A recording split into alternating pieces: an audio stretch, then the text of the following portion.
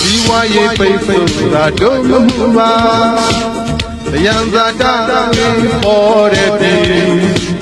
တို့လုံးရင်လုံးကလေးတိုးတက်ပြီ